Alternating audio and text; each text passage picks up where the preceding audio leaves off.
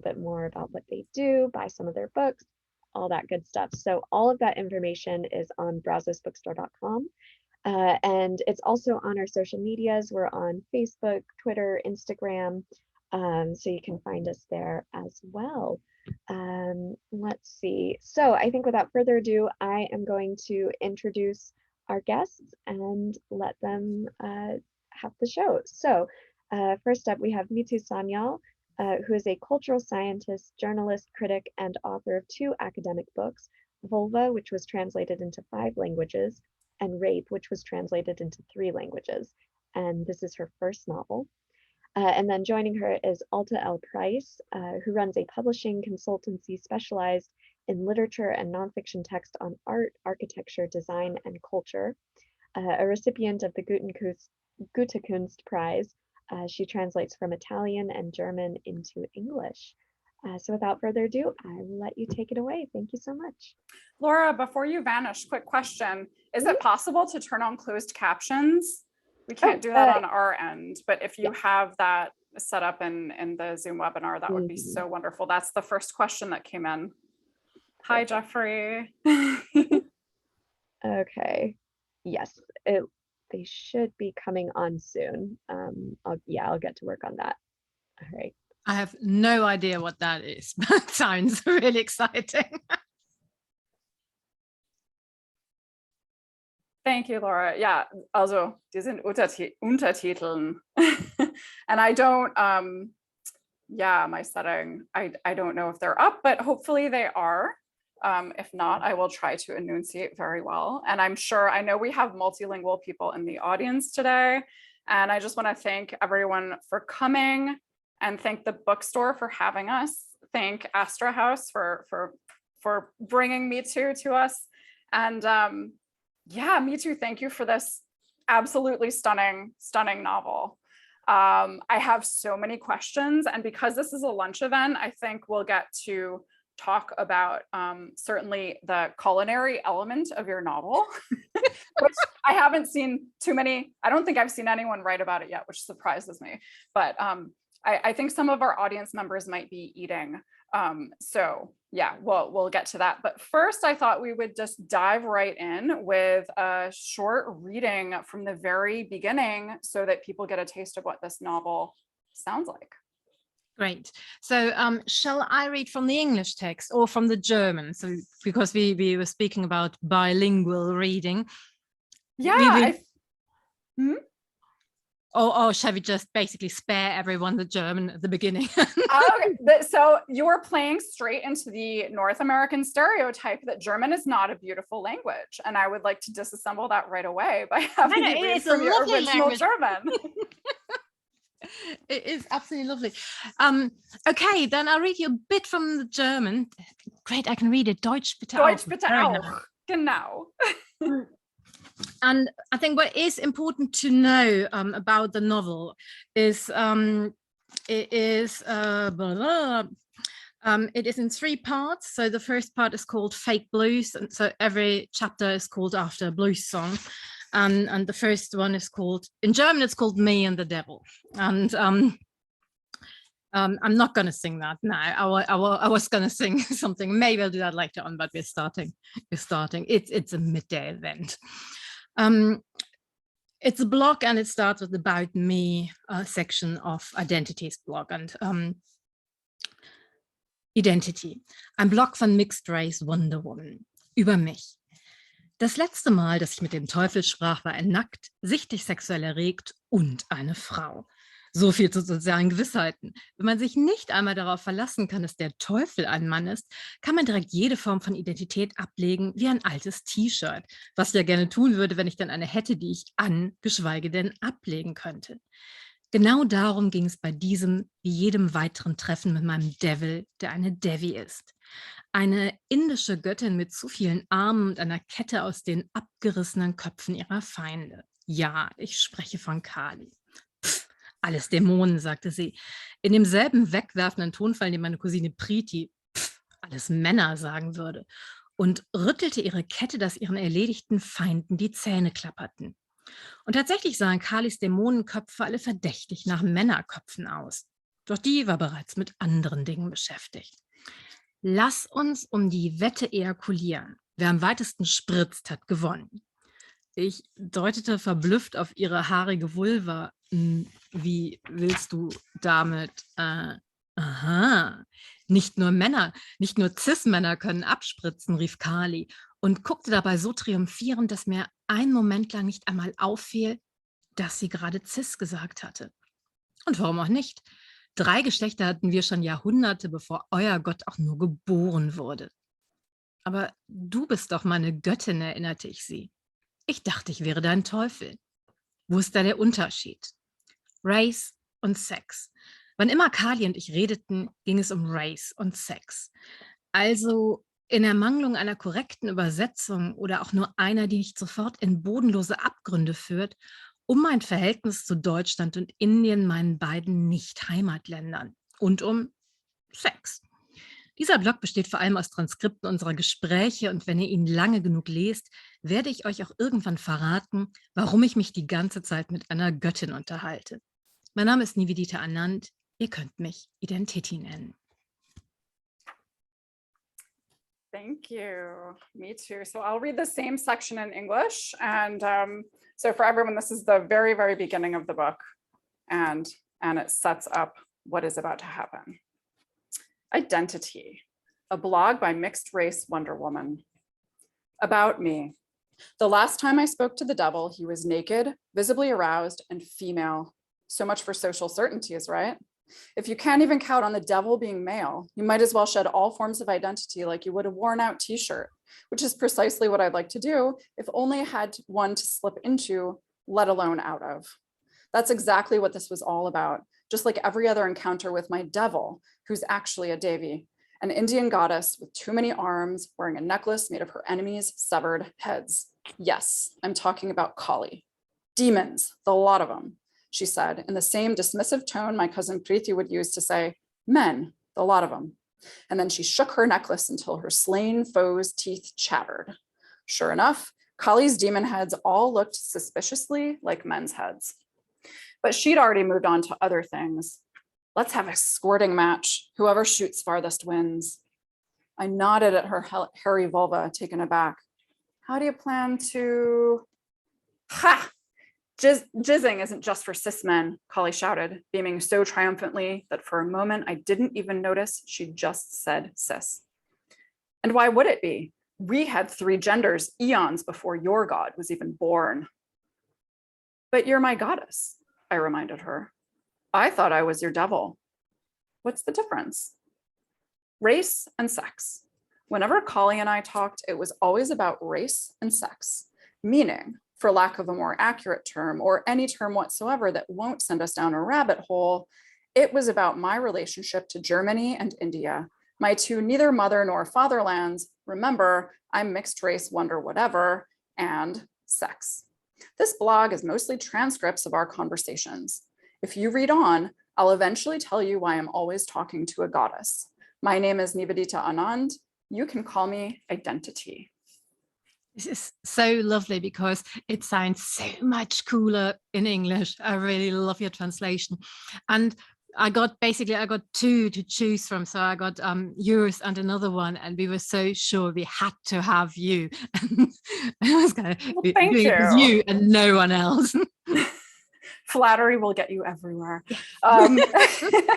But this actually brings up immediately one of the first questions. I mean, I have a bunch of questions for you. Maybe you have questions for me, but one of these, I mean, this book, right? And I keep telling people, I'm not quite sure how to pronounce the title. It depends on the day, right? Maybe it's Identity, maybe it's Identitti. I don't know. So I love sort of the rich ambiguity of this novel, but it really is. Maybe I should let you talk about what it's about, Mithu, because I love that you can't. Actually, nobody knows really how to pronounce it. For me, it was important to have tits in the title as well. So to have identity politics on one hand and, well, sexual politics or just sex on the other.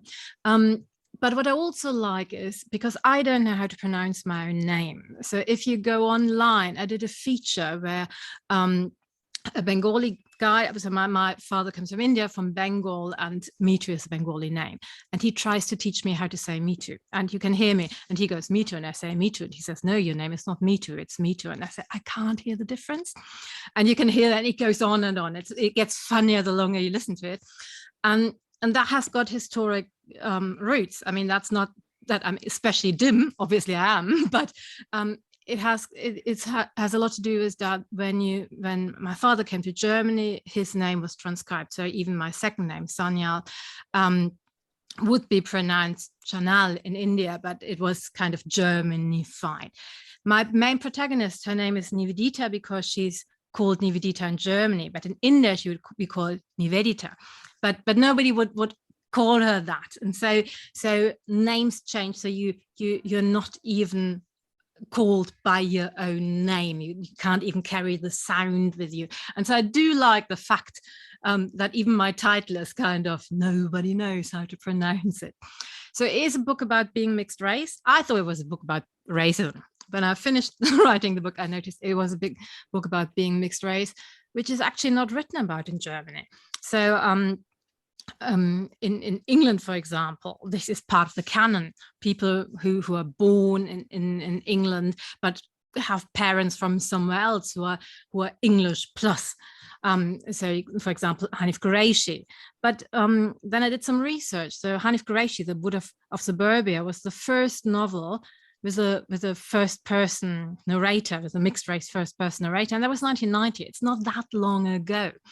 And in Germany, we didn't have this idea that you could be German and. We had this idea of guest workers. So I don't know why you would want your guests to work, first of all, but we had this idea that people come here and then they go home after a while, which is obviously not what's happening.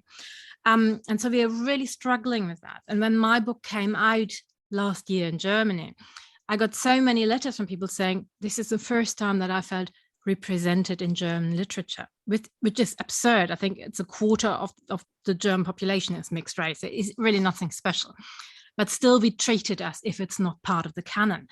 And then I found out that obviously Thomas Mann is mixed race, as everybody knows. Nobody knows that in Germany. His mother is Brazilian, so she comes from Brazil, and the Nazis knew that. They were talking about the N-word, also Thomas Mann, and it's incredibly central to his canon. And his brother wrote a novel. It's called Between the Races. It's a novel about his mother, their mother, Julia da Silva. And so we can't even see that. We can't see that. We read these texts, and Thomas Mann is the whitest of white, the most German writer we can imagine, because we've got these automatic, I don't know, glasses that blink out what you can't see. And obviously, this is not the first novel about being mixed race in German, but it was kind of the first one that was received by the press as such. And so it has kind of, I hope it is part of all these novels that are changing German literature at the moment. Mm-hmm. I so appreciate how you've automatically already answered a bunch of the questions I had.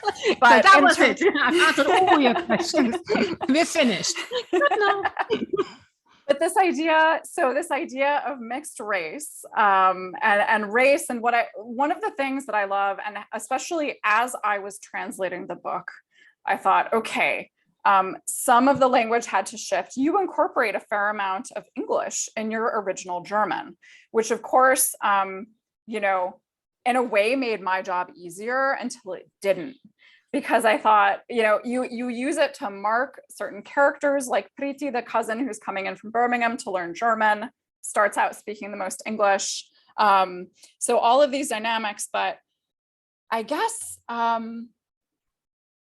what's my next question? So I think it is about this also, that we haven't got a language for all this. So when we talk about race in German, the German word for race is race, because if you use the word Rasse, which would be if you look at a dictionary, this is a translation you get, and it's wrong, because that means a biological concept that doesn't exist. So the English word race has got this is underwent this change. So now it means that it's a sociological construct.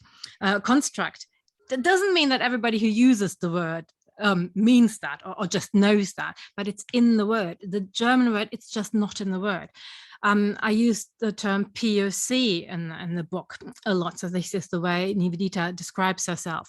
The German word for POC is POC, because we haven't got a word for that. Because for a long, long time, we thought, oh, this is the exception. We don't need a word for these people. So I was born in Germany, and the term for people like me was foreigner. I really am not a foreigner. I was born in Germany. I've lived my whole life in Germany. This is just plain wrong. But that was the only word we had for this. So we've kind of imported all these concepts, but at the same time, they mean something else in Germany. So POC in Germany also means people from Southern Europe who came to Germany as guest workers to work here.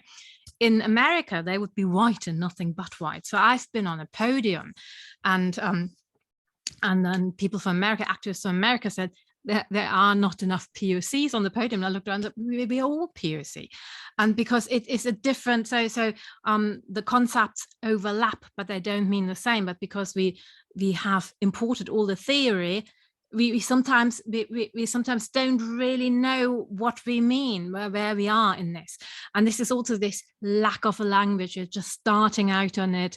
There are quite a lot of chapters where the protagonists think, so who is subaltern? Are we the subaltern? I don't know. Yeah, I'm sure we are the subaltern. Or so even they don't know exactly all the terms they're working with. And that's what happens. I mean, that's the way life is. I mean, we use words and then we make them our own. And so that was quite important to me. And this bilingual. So I grew up not speaking my father tongue. So I spoke German, but my father's language I didn't learn. This is also, I did a feature for the radio about that, talking to other people. And this is very common if it's not a white father tongue. So if it's English or French, you might learn it, but then you will put a lot of effort into unlearning a language and not learning it. And so for me, it was always kind of a dream to be bilingual. And then I noticed I am actually bilingual. So my husband is English. I am bilingual. Our kids have grown up bilingual, but I didn't see that as real bilingualness, because that would be an exotic language. And so journalists who were reviewing my book said, oh, why isn't it more bilingual? I said, it is very bilingual. It is English, German. Yeah, but why isn't it an Indian language? So, yeah, but English is actually that is one of the big languages in India. So there's this thing called colonialism. So it used to be the language of India. So all the official, it was the official language of India, but it's not exotic enough. So they say, oh, why didn't you just invent a language? Because that's not what the people in the book do. So I'm using this ultra cool, ultra vogue language because that's the language that Nivedita and her friends would be speaking. My next novelist said at the beginning of the 20th century, and the language will, I mean, the humor will still be in the book, but it will be a different language because it's got to be appropriate for the characters. Great. And so you've just brought me to exactly, actually, I've realized that I know a bunch of people in the audience actually did take the quiz, the online quiz. But for those who are in the audience who have not yet bought the book from Brazos or their local independent bookstore, we should tell them a little bit more about these characters and these power dynamics, right? So do you want to set up, the part we read gave a little intro, but really what's that precipitating, that first great event, the unveiling at the beginning of the book? So you want to talk more about the characters? Yeah, so Nivedita is the main narrator.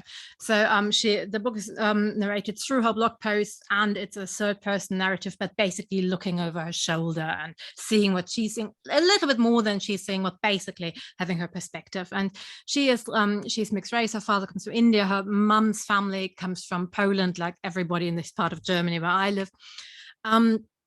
And she always felt she was not Indian enough, not Polish enough, not German enough. So she felt like invisible until she went to university and started studying with Saraswati. And Saraswati is this incredibly charismatic professor, Indian, an activist, a media star. And for the first time, Nivedita is an entity. And for the first time, she's exactly right, and there's no right way in post-colonial times.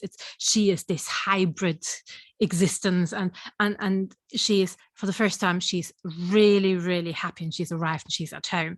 And then at the end of the first real chapter, we learn that Saraswati isn't Indian at all, and her name isn't Saraswati. She's Zara Vera Thielmann from Karlsruhe, and she's white, and she comes from a well-to-do family, and so that changes Nivedita's whole perception of who Saraswati is, but also the way the world looks at her. So very, very soon a big shitstorm starts, and people are calling for her to be dismissed from university. And then the right-wing press jumps on it and says, oh, not only Saraswati should be dismissed from university, all studies that end on studies, so media studies, post-colonial studies, all studies, get rid of those. So Nivedita is really, really upset about this, and she goes and basically moves in with Saraswati for 3 weeks and tries to get answers from her. She gets loads of answers, not the answers she wants, but she gets loads and loads of answers. And Saraswati is just not broken by it. She hasn't got a bad conscience about it. She says, what? It's my life. I can do what I want. And if you don't like this, then you're racist. So you've got to explain it. But what she does is she stays in context. She doesn't say, you're crazy. She says, oh, it's interesting. Of course you're angry with me because I'm so important to you. And come in. So this is the two main characters. And then there's Pretty, who you already mentioned. Pretty is Nivedita's cousin from Birmingham. Pretty's two parents who are both Indian. And so so there's this thing about Nivedita always thinking, oh, Pretty's more authentic than I am. Which Pretty really loves playing on, like you do. And so the relationship between the two cousins is quite important in the book. And Pretty somehow connected with the debunking of Saraswati. We know that, we don't know exactly at the beginning. Later on, we find out that she stole photographs of her transition, so to speak. And those photographs are then leaked to the press by Saraswati's brother. And he is very important in that too. And then there's another student at university, Oluchi, and she is basically the one who's very loudly asking for Saraswati to be dismissed. And so these characters are the main characters, and between them it plays out. And everybody is kind of very hard, and then at the same time also quite forgiving, and then very hard. And so they're trying to find also a way of life goes on. So even after debunking, people don't just disappear. So you still got to live with these people, but how could that look like? So what would be necessary for forgiveness? Even is forgiveness possible, but if, what would be necessary for that? And then there's Kali, who's the goddess Kali, who's always talking to Nivedita in her blog. And as the novel goes on, she basically keeps talking, and right at the end, all the other people can hear her and see her too, and then she can interfere in the narrative directly. Right, and we start out thinking Kali is sort of Nivedita's imaginary friend, right? Yeah. All of her speech is italicized. So we think, okay, this is a voice that's in Nivedita's head. And by the end, I don't want to give any spoilers, but I think some people who are I know some people who are in the audience have already finished the book, but there's enough that happens that I don't think I can spoil the narrative. But toward the end, and this actually came up in the copy editing process, because at one point the italics drops away. So yeah. Kali's speech appears just like everyone else's speech. And again, you mentioned, when Nivedita goes to Saraswati's house and gets a lot of answers, not necessarily the ones she wants. As translator, I thought, wait a second, what happened? Oh, everybody can see Kali, or Kali's real, or, and it was just this marvelous. I think one of the most exciting things about this book is that you really question everything.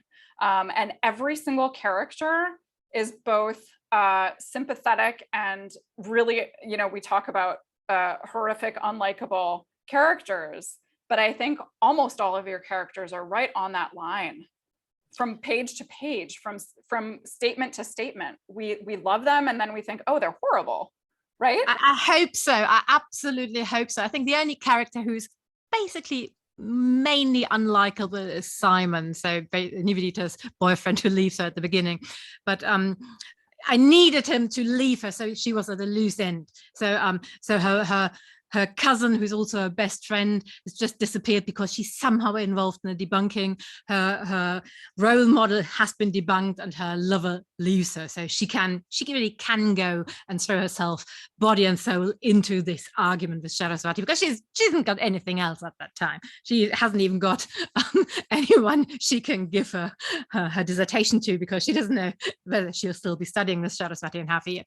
So I just wrote him for that, and then he basically came back in loads of scenes, and it was so funny because so many people told me, oh, I know him, I know who he is, and not people from my town, not from my hometown. So basically he seems to be a kind of stock character, left-wing activist, dysfunctional, certain form of left-wing dysfunctionality that you find in these scenes. And so that was quite funny, and quite a lot of people love him for being so dysfunctional.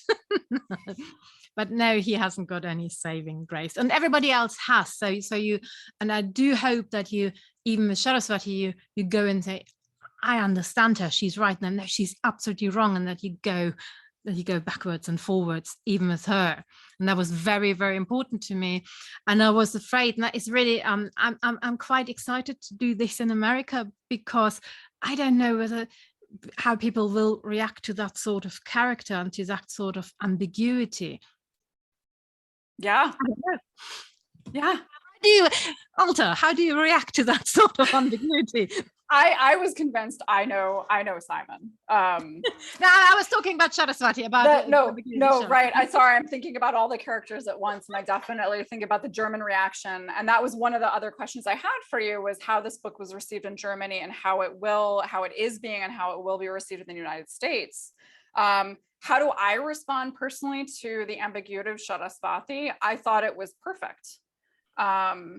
In that it made me question my own, I'm trying to channel her and do her, absolutely render her perfectly, right? So of course she's giving statements that I, as a translator, just like every you as the writer and every reader, will have feelings as they read what she says. And at times I think, oh, she's brilliant, exactly, spot on. And then the next thing she says, and it's like, does she not see how blind that was? And I think, I can't speak for anyone else, I can tell you I've had those moments in my own life. So it was a deeply relatable, deeply troubling character for me. So I appreciated that ambiguity. Yeah. The reaction in Germany was surprisingly positive, because you got to know that it was incredibly hard to sell the manuscript. So it was really hard to find a publisher. My two nonfiction books were quite popular in Germany, so a lot of publishers wanted to do books with me, but they didn't want to do this book. And they didn't want to do it because they were afraid. They said, oh, but nobody will be interested in that. So a story about cultural appropriation, that's just something for 3.5 readers. We wouldn't be able to sell this, sorry. And that was interesting. So and then Hansa was quite a big publisher in Germany. When they decided to do it, in the 2-year time until the book was finally published, everything changed. So suddenly identity politics everybody was talking about that, even before the book was out. Somebody was on the news denouncing me for something I'd said about identity politics, which I hadn't actually said, which had been misquoted, because that does happen when you do interviews. And he was one of our ex-presidents, so it was so not the chancellor, but the Bundestagspräsident. So he was one of those really important political voices, and then we were invited to do on a podium together and to thrash this out. And I said, well, actually, no, I agree with you. I haven't said that. And he couldn't. I said, yeah, I've got it written down. And I said, but haven't you ever been misquoted? And he couldn't let go of it because he wanted to kind of fight against the demon of wokeness. And it didn't matter. And I said, yeah, but we are on the same side. Aren't you happy? No, no, you must be the enemy. And that was really interesting how that changed. And in Germany, because I was quite known as an activist, so people did trust me, which is also, you mentioned the tweet. So the internet is like a character in the book. And I had this idea, oh, I'll ask people, how would you react to a case like that? If you read about it in the news or on Twitter at night, and how would you react to it? Just gut reaction, no analysis. Because I wasn't sure whether people would be so riled up about it in Germany, as because the idea obviously came when I was reading about Rachel Dolezal and when I was kind of following the shitstorm around that and about her. And I thought, that's a brilliant idea. So I don't have to write the tweets and somebody else will do it for me. Saved a lot of time. It was the opposite. So every tweet, so every two-liner took me hours on the phone explaining, oh, but why should I tweet about it if it hasn't happened? No, not on the real internet, on the internet in the book. But how do I log in on the internet in the book? And it was really a lot of work. So every tweet cost me hours of my life. And it was worth it because everybody reacted to it in a completely different way that I wouldn't have expected. And you have all these different voices. And so the first reactions on Amazon, so the first reviews were, oh, Mita's so brilliant, she can mimic the voices of, because there are quite a lot of famous journalists or activists or Twitterati in there. And so I haven't mimicked them. They've written those tweets themselves. And I say that in the afterwards. So it's not, I'm not covering up, I'm not stealing, I'm making it all plain, but they hadn't read till the end there. And so quite a lot of people had to trust me, and they didn't know the book, so it could have been an awful book, and they would have been part of that book. And that was, I mean, the whole discussion about these topics, it is very fraught, and sometimes you've got the feeling it is very thin ice because people are very invested in it. So there's a lot of personal history in there, and there are reasons why they're so invested in it. And it's also the characters in my book, they are all, I mean, they are heartbroken about this. It's not because they want to be politically correct. It affects them deeply and personally. And people always ask me, why didn't you write a non-fiction book about it? Because I don't think I can write about these topics like an authoritative voice. So I tell you the truth. I can't, because you come with your body and with your history and with your stories and everything towards it, and there's not one way of coming to it. So they're all upset, but they're all upset for different reasons or in different ways, and I wanted to show that. Yeah. So, and going back to the structural aspect of there is a lot of structural racism at play in this book, but the structure of your novel, the middle section actually, or part 2, each part starts out with, we have Nivedita's class notes, right? So, and she's quoting everyone from, Salman Rushdie, like they're the predictable characters. Frantz Fanon appears, but then there are other authors. So it was interesting to me working through, Tess Elias in there. Once you go Asian, you never go Caucasian. I love that quote. Yeah, so many stand-up comedians. And then also, I mean, we do need to put together a playlist to go along with this book for all of those, the musical references. But I'm looking at the clock and I'm realizing I would love to get in another reading if you would like. So, yeah. Okay, so, this is difficult because I haven't got much time. So I read a very, very short excerpt from, there's a psycho test, it's a quiz, and the quiz is, how brown are you? And so it starts with a blog post by Nivedita. I'll read from that, and then I'll read a couple of the quiz questions. Identity. This is the best blog you'll ever read. In this, and or in any or your lives. Hashtag reincarnation, hashtag Hinduism. Just kidding. This isn't about religion. That is the number 2 biggest advantage of Hinduism. You don't have to write about religion. If my father were Muslim instead of Hindu, after all, India is the largest Muslim population worldwide after Indonesia, I'd constantly be asked about my stance towards Islam, what Islam's stance is towards everything, and why I don't wear a headscarf. Okay, I get asked why I don't wear a headscarf all the time anyway, but that's just because people confuse skin color and religion.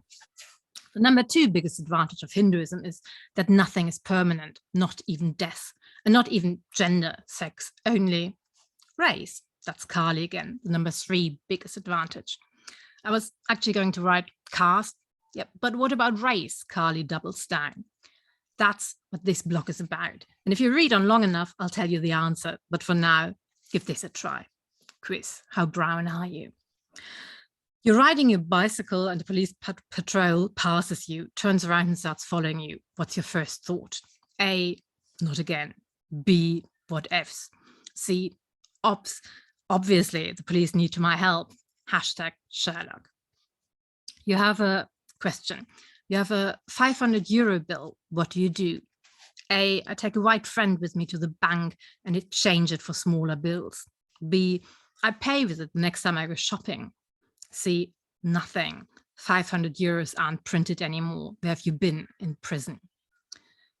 Question, your child is having problems in school and you're asked to come in for a parent-teacher conference. What do? A, I introduce myself as Dr. So-and-so, so the teacher doesn't think you're an uneducated household. B, I'm happy the teacher's giving my child individual attention. C, I tell the teacher how to improve the curriculum and syllabus. C, I sleep in. And it goes on. Thank you for that. Yeah, so and that was so important to me because I always wanted to put a quiz in a book, but it was also because quite a lot of people are reading the book and saying, yeah, but isn't it non-fiction after all? Because there is, there's kind of footnotes at the end. So I use a lot of real quotes from real people, not just in the tweets, also all the people from real life. So Trump does tweet in the book, so he's quoted, Modi is quoted, but also, I mean, Jordan Peterson, I watched hours and hours of interviews with Jordan Peterson to get the exact quotes from him in there. And so people say, oh, this is non-fiction, so there are footnotes. I say, yeah, but there's also a quiz and it's not a magazine. So I wanted to kind of break the form and at the same time write a novel with a very traditional plot. So it's got a plot, it's got dialogue, it's got characters with names and a backstory, which is for Germany, this is quite radical because we write experimental literature. So we don't do dialogue and definitely not dialogue in inverted commas. Yeah, and I think also one of the elements, like it's just so rich, but with the tweets, you know, I was going through and I was like, okay, certain characters, they're not characters, I should say certain real world people I knew. I said, oh, this is a journalist, this is a cultural critic who's tweeting, who's contributing this tweet. And other times you invented tweeters, people tweeting so well that I had to look up, you know, does this account exist?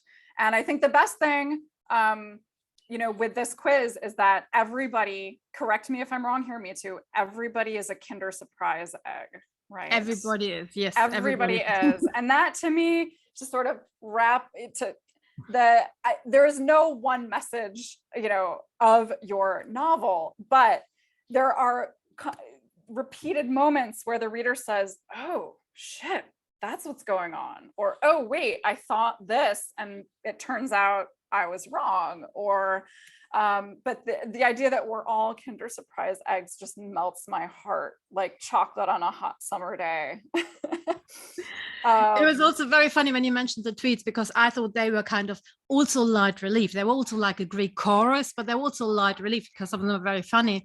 And then I noticed they are actually what's hardest for a certain generation who haven't a lot of interaction with social media. So I had people telling me, I couldn't understand the book because I don't understand the tweets. And I told them, just read the books and jump over the tweets. You don't need to read the tweets. And it works. So you don't need the tweets. They are like a different dimension to the book, so they do add. But you can, if you don't want to read tweets, fine. You will still understand everything. You don't have to read all the tweets.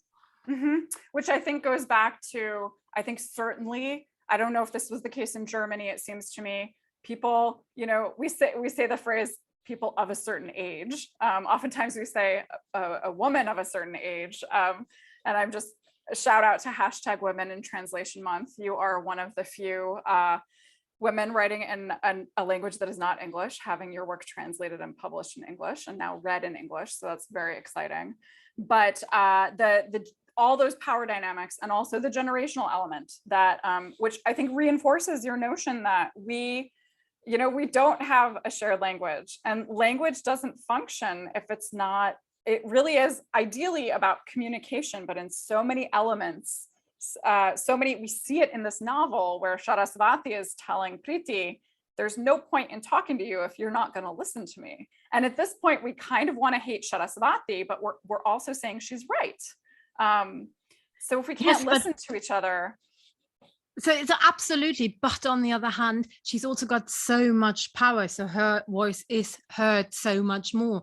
So in a way, Priti has to shout to be heard on the other side. So nothing is clear cut in there.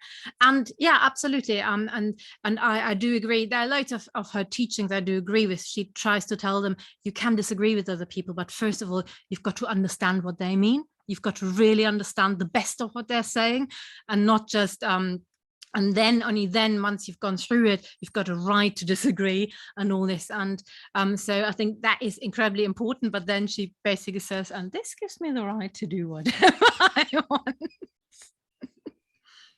Yeah. So bringing it back to, here comes, no, it's totally fine. I don't want to end our conversation, but I do want to talk about the food element. So go for it. Yes, Mithu, final question from me. You mentioned chapati, injera. There's this theme of the Kinder Surprise egg. Were you assuming, I don't know if you made assumptions about your German readers and how you feel now, knowing that your novel is going to have this other life in, you mentioned earlier, that a lot of Germany's language around race is imported, but there's an entire scene where Sarasvati unpacks for her students how all of their notions of race and a lot of the language is imported from North America and why that's problematic. So, but in terms of like, I'm not going to assume that all the readers of the translation are going to know what injera is, or chapati, or a Kinder Surprise egg. But any final thoughts, final comments? Anything you're afraid of with this coming out in English? Like I said, I am afraid of, I'm basically afraid of people thinking I'm making fun of them, which I'm not. And for me, it's very, so my emotions are with Nivedita, but I'm not saying that everything she does or feels is right. So, but I think like with all these questions, like what are we allowed to do? I think all the answers are necessarily wrong, but the questions are important. So it's important to look at what's going on. Why are certain things so difficult? Why can't Sarasvati at the moment, what she's doing is brown facing, basically. Why is that a problem at this historical moment in time? And why isn't it just the same as saying, oh, I don't know. So it is.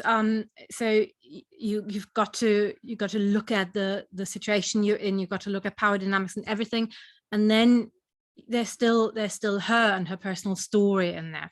What I love about the food elements is that usually in all these books about India, there will be food scenes. So it's a trope. So there are a couple of nods. So obviously there's magical realism, so as a nod to well, salmon rushdie and all that, but also in the food, because Nivedita does not cook Indian food. Well, she eats basmati rice, but there is all the spices are very much European, and all the herbs are very much European or Southern European, and she does not do that, which has got reasons in her personal life. So I was using these tropes because we all know these. You know the Indian mother cooking too much and force feeding you, and you're not allowed to leave until you had 10 helpings and all this. And I wanted to kind of just activate that in the memory and then go somewhere else. I would say it worked. It worked for me. Awesome. So just a reminder to our audience, if you've got any questions that you'd like to ask, there's a Q&A button at the bottom of the screen. You can click on that and type in your question. But I guess, while we're waiting for some questions, I did want to ask, because this is just always genuinely interesting to me, which books are you reading right now and like absolutely loving? And are they similar to kind of stuff that you actually work on and write, or are they totally different? Yeah. Oh, me. Well, I'm reading Jacinta Nundy, who is a British author who's living in Germany and writing in German. So she is not translated. She's written one book in English, which is incredibly funny. It's called What the Fuck Berlin, and it's about Berlin.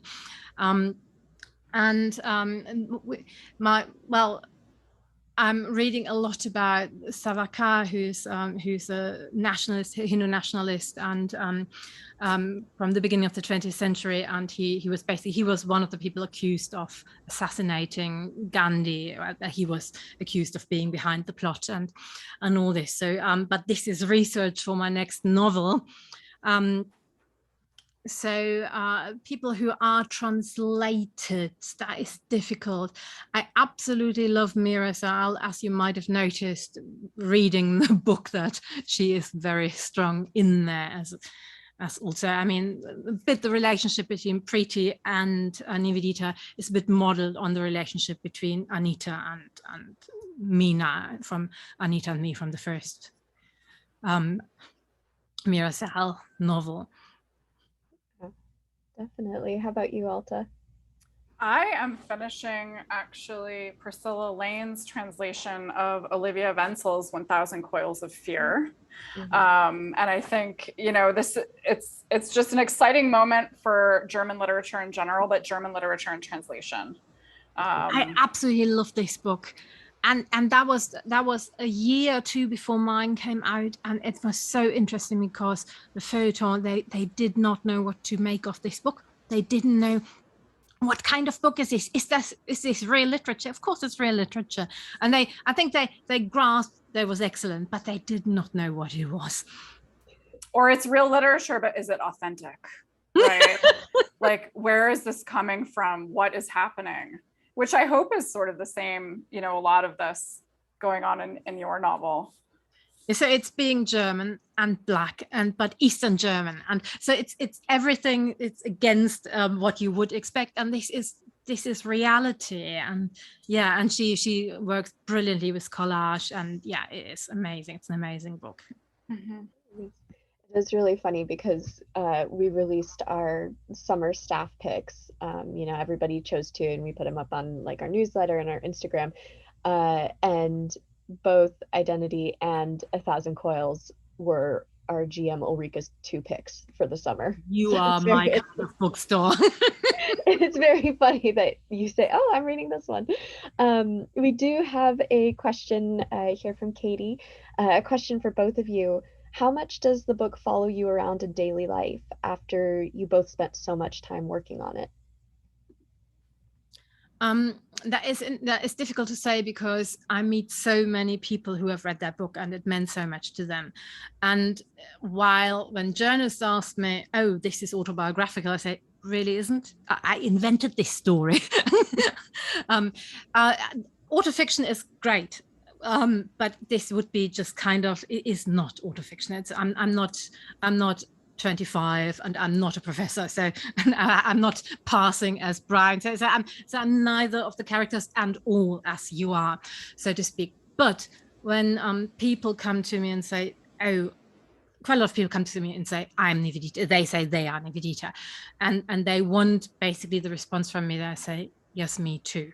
And on some level, I am. It's not my story, but the kind of her struggle with being mixed race and all this. This is obviously from my experience, and this is what people want to share.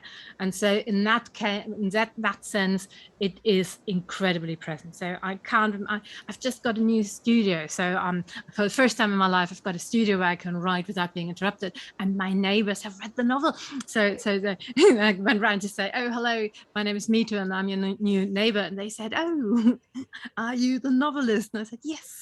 That was lovely. Nice. Yeah, it follows me around. I mean, I don't want to say all day, every day. One of my concerns actually about entering into this dialogue with Mithu right now is that I know, Mithu, you're working on your next novel. So, and there's this feeling of, you know, this book is new to the US readership, but it's not new to you. And it's newer to me than it is to you, but it's also not new to me, right? And I happen to, I mean, of course, I want to say I fully inhabit whatever book I am working on. But this book, more than many that I have worked on, has gotten, you know, I've one of the things I think it's a danger of being a translator is that I question every single word choice that I make, but also when I'm trying, you know, the way we use language. I was about to say this book has really gotten under my skin, and then I'm like, wait, I can't say that. Or it makes me think about, oh, Sarasvati, we find out, was using all these herbal tinctures, and you know, it really has infiltrated the way I interact with the world, but in a way that only I perceive in my head so far. So it's kind of wonderfully creepy. It's very much present for me. Yeah, Definitely. I love the infiltrated aspect of it, like water kind of seeping through. Mm-hmm. Yeah. No, I think it's so interesting. One of the trends I've noticed just at Brazos, and I'm sure it's happening other places too, but with the rise of like autofiction, and you know, it's becoming more prominent in America, especially due to translations like, you know, the Copenhagen trilogy, like all of that sort of stuff. Anytime a book vaguely like has keynotes from an author's life, or you can tell it's like inspired by real life experience, everybody is always like asking us like, do you know, is this like autofiction? And you know, it's kind of interesting. We're losing that a little bit, our ability to just have a story inspired by real life and lived experience and not have it be 100% true.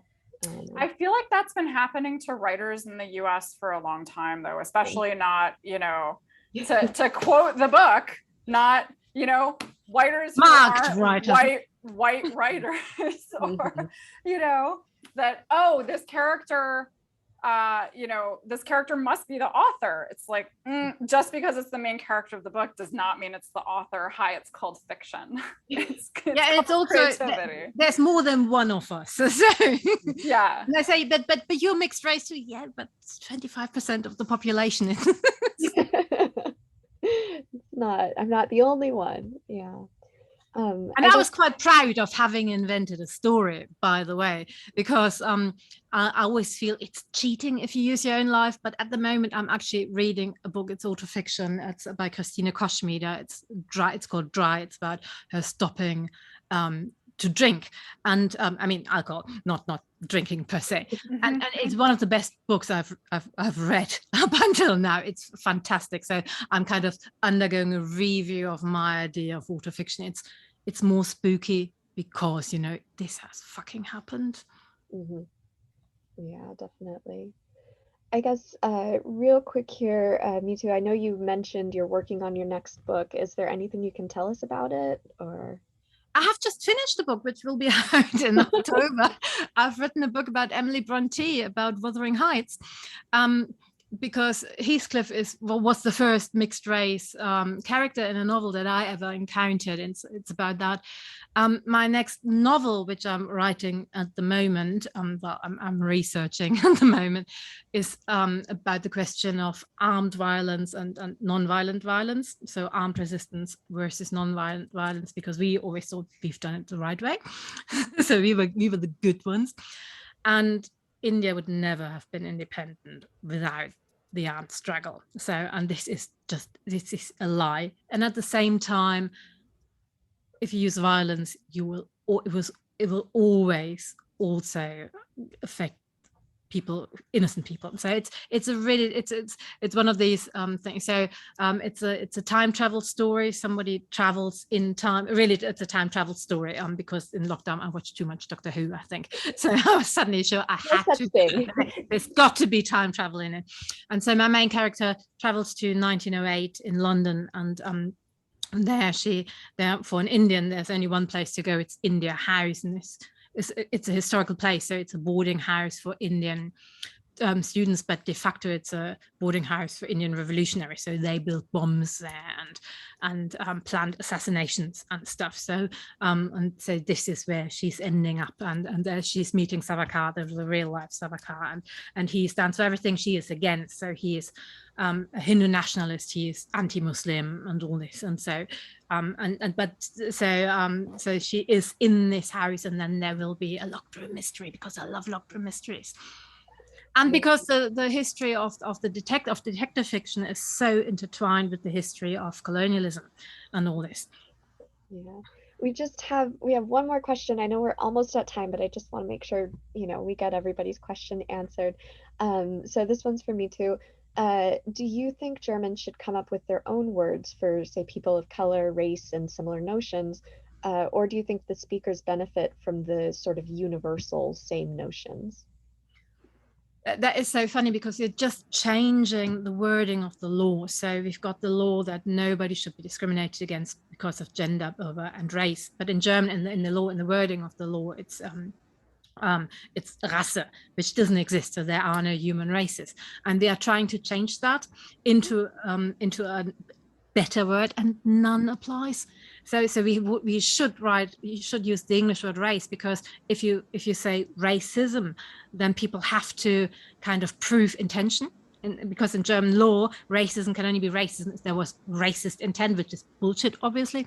And so it's really, really difficult. It would be great if we had these words, but like with all the words, I believe that words have to refer to the past, so the discriminatory past, and also to the utopian future. And if they err too much in one direction, then it's like clinging to a notion that will never change. And if it's erring too much in the other direction, it's like, oh, I can't see skin color. So and I don't think we will find either in English or in German the right word until basically the reality has changed. So the words will change every 2 or 3 or 5 years.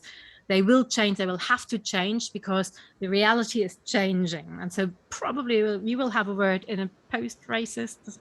And I read about POC. So POC, people have been debating about that since 1878. I mean, not 18 something, it might be 1887. I don't know. It's a long, long time. Mm-hmm. For sure. Well, I think that's about it for our event, but I just wanted to remind our audience members, if you have not gotten a copy of Identitti yet, you should definitely get one. It's phenomenal. You can get it at Brazos Bookstore, either in store or online, and we ship pretty much anywhere in the world. But I just want to say thank you so much to Mithu and Alta for joining us for this, and thank you to our audience for tuning in. Thank you, and for moving it from, it would have been midnight, and I was really worried that I don't know whether my brain will work at midnight. For sure. Alrighty, so we will see you all later. Thank you again for joining. Hope to see you again soon. All right, bye everybody.